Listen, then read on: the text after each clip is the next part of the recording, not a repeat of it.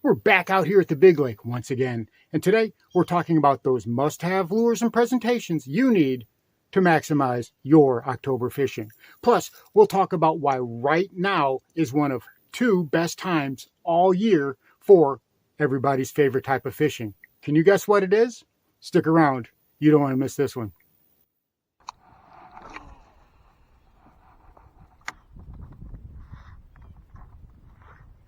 Got him. Oh, did I get him? Yeah, I got him.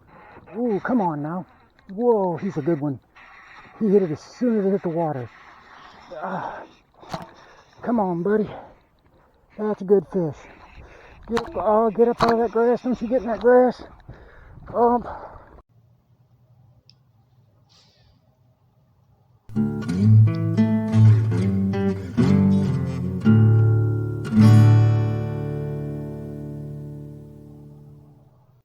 And here is this video's featured comment.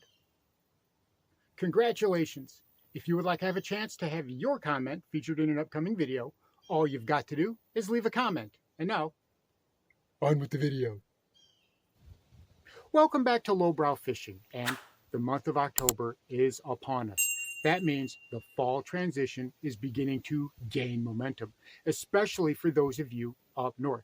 As the temperatures cool, as the water temperatures really begin to drop, those bass will be moving from deep upshore along those migration routes like we've been talking about.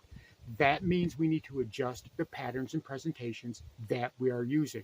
And I'm going to show you some of the ones that have really been working well for me. And they transfer well to pretty much any body of water all across the country. And what we're going to start out with is something you guys know that I've been really working with, something that's been working well for me, and that is a square bill crankbait. This one right here, well, this is a 6th Sense Crush. It's a smaller one, it's the 50 size, but it's dark in color. So that's something that I've been working with. You saw that in the last video. I'll link it down below in the description. But it's something that I've been working with to get those fish attention as kind of like on the shadow, on the edge. And it helps me keep those bass guessing. Another crankbait that's been working for me is this Berkley Pitbull. Now, this is the old version. Nowadays, they're called the square bull, but this is essentially the same thing. This dives down to about 5.5, 6 feet. And this is another one that I have really been having a lot of success on. That purple and brown color, anybody knows that PB&J colors, especially on jigs and crankbaits, are absolute money. They are highly, highly effective for whatever reason.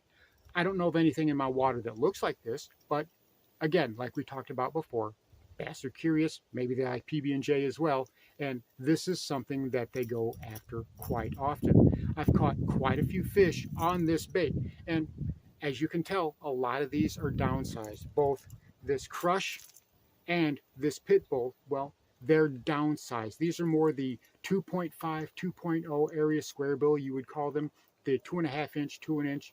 And the reason why is because those bait fish that they're feeding on, the shad, the shiner, even some of like the sunfish, the bluegill, the shellcracker, the long-eared sunfish, all of them are small.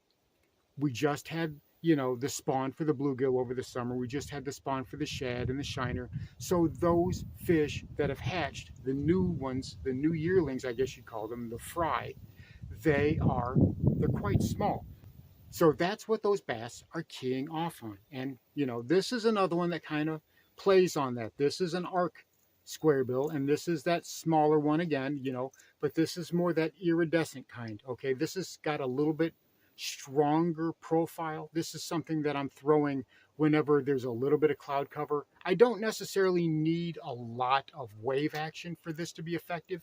I actually prefer just the cloud cover. If I've got cloud cover and some calmer water, some slicker water, what I call slack water, that one that doesn't have a whole lot of movement to it, this is exceptionally effective, especially, like I said, whenever we've got some cloud cover. Maybe not so much super overcast, but it will work well, in mostly cloudy, partly cloudy conditions. And again, like I said, this is the smaller one. This is a 2.0 to go with those bass feeding on those smaller, newer fry. But as I said before, right now is one of two of my favorite times all year when one particular type of fishing, which many of you will say is your absolute favorite, is the most effective. And what is that? Well, it's something I've alluded to a couple of videos ago, and that is topwater, right? Here I've got a poppin' frog, and this thing was absolute money today. There's that pocket up north where that creek comes in, and it's flooded with vegetation, and all along that creek arm, that submerged creek, that's what makes that area so productive. It's got that deep water access, keeps the fresh water coming in, and all that vegetation in there gives those big girls, those big bass, and there are some donkeys in that area. It gives them a place to roam, hunt, and hide.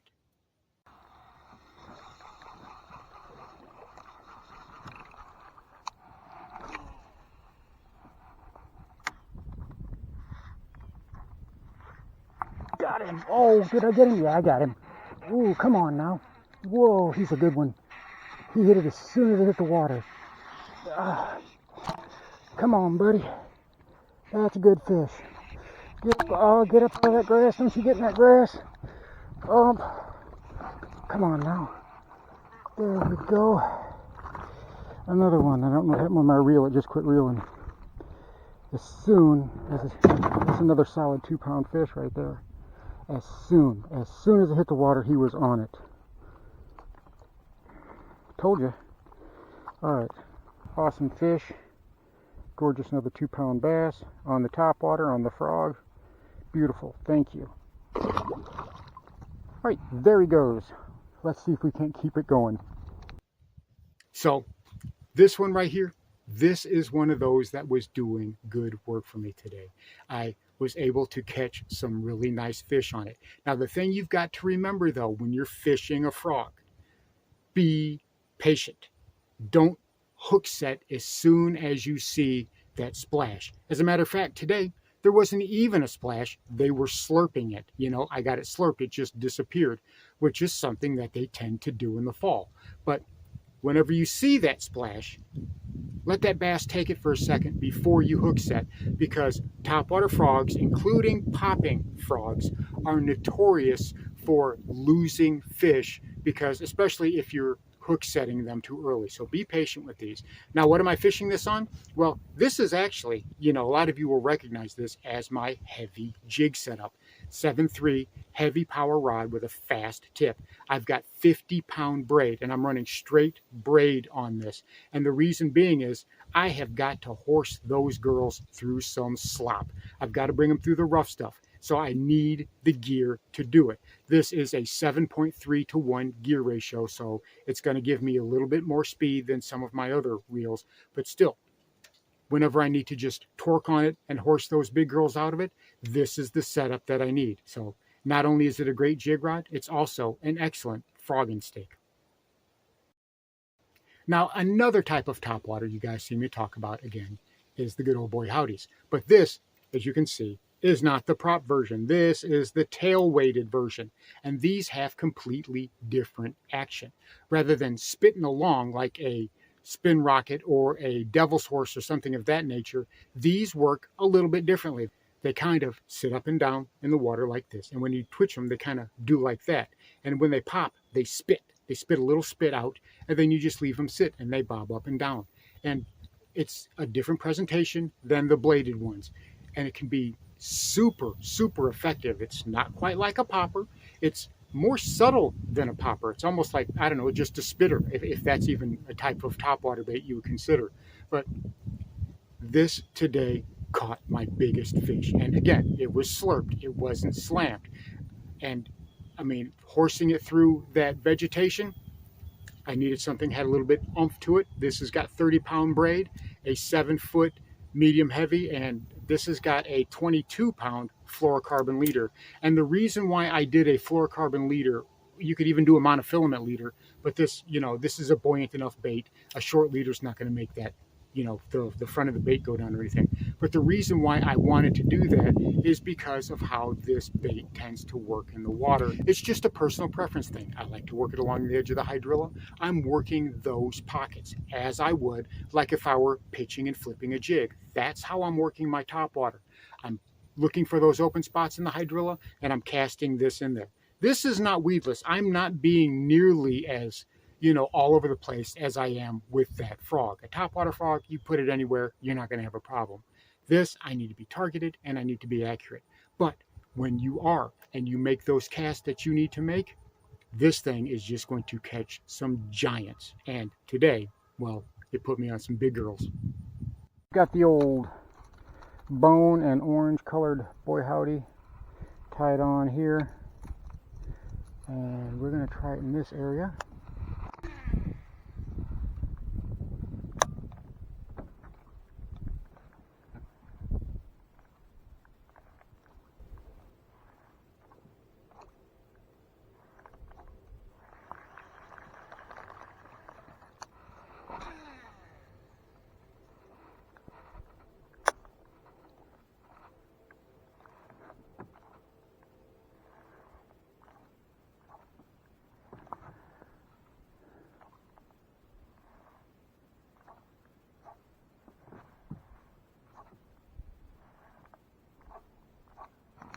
Got him.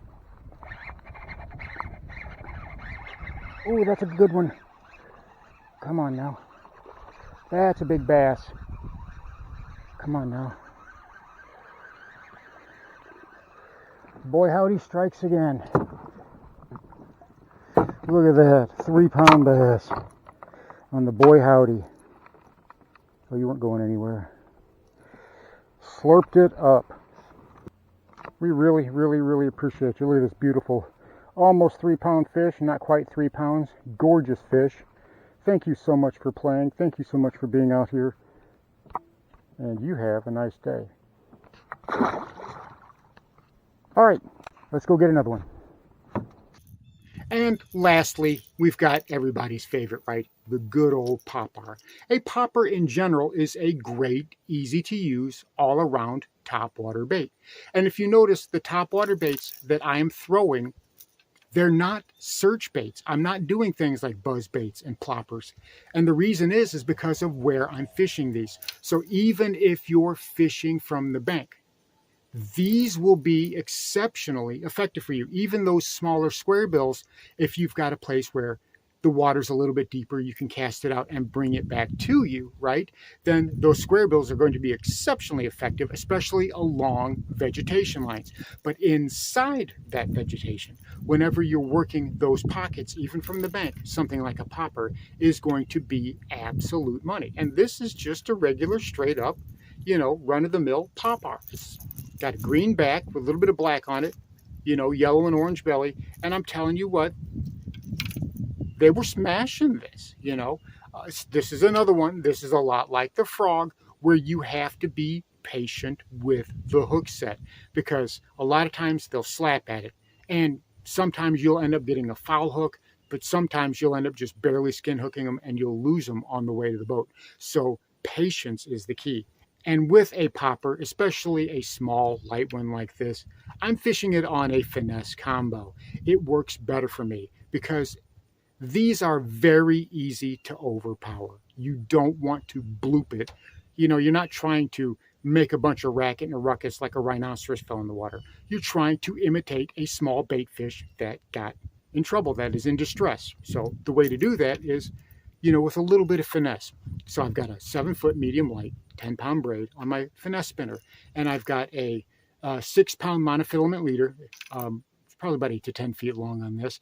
And again, targeting those open spots in that hydrilla. And I'm making sure that when I'm blooping it, I'm twitching down. I'm twitching the rod down toward the water. And you have to make sure that the front of the popper is facing towards you. If it's facing sideways, you'll get a spit and a splash, but you're not going to get that whoop noise. And that's what you want. You want that whoop. That's the whole reason that these are so effective. There's something about that. It's like ringing the dinner bell, and the bass can't resist it. So make sure that the front of the bait is facing towards you as much as you can. So that way when you're pulling it, you're not jerking it sideways, but you're actually digging that front end down into the water. And just a subtle twitch. Twitch the tip of the rod down toward the water. You don't want a whole lot, just enough to make it bloop, just enough to get a little spit. That will draw those bass, from 25, 30 yards away. Trust me. So whenever you're fishing one of these, remember, subtlety is key, and try it on a finesse combo and see if it doesn't improve for you. So there you have it. Those are the baits, tips, and tricks that I'm using right now to catch fish on. And I will continue to use through the month of October. And I'm telling you what, if you get a chance to fish topwater, do it, because right now is probably the golden time, even more so than in the spring and in the post-spawn. You know, for especially those of us in the deep south, when that grass has really gotten thick and tall and you can reach it easily from the bank. So I suggest that you give it a try with a frog, with a boy howdy, with a popper, with something of that nature, and you will see that those bass not only are in there, but the big girls are in there, and your patience and hard work will be rewarded. Thanks for watching Lowbrow Fishing. We'll catch you in the next one.